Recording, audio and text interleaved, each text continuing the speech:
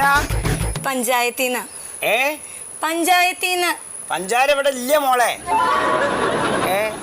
പഞ്ചാര അല്ല, പഞ്ചായത്തിന്ന്.